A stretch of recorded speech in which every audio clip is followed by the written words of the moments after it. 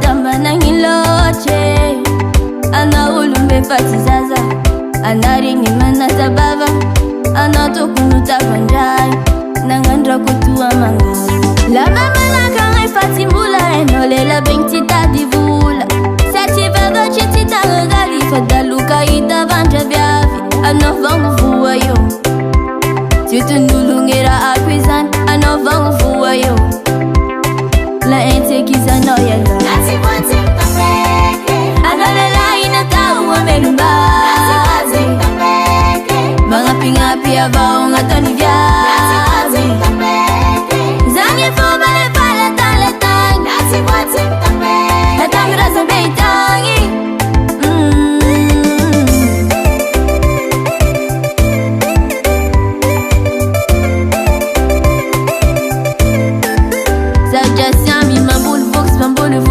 Marami chami di la chup Bita vanja via vingira ninyasha Uvangi fumba bandra patilash Tibula ngolo bikarama si velu mimda vera matamanga Tadala ngolo vandi mesha simi yasha late utafu La mama naka fatimbula enole la bentita divula Sati vada chitita ngali fadaluka ita vanja viavi Anovangu vua yo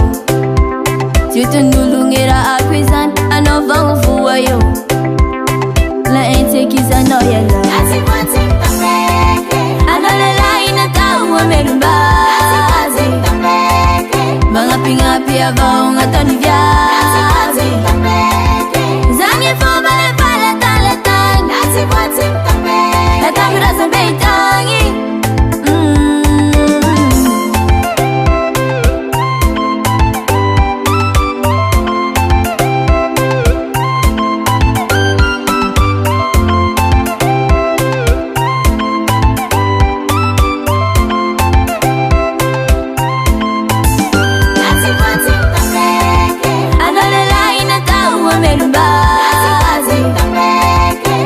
Pingapi abao ngatoni vya nasi kwati mpapeke zangi fubale pala taletang nasi kwati mpapeke natamira zambeitangi nasi kwati mpapeke anole la inata uamelumba nasi kwati mpapeke mga pingapi abao ngatoni vya nasi kwati mpapeke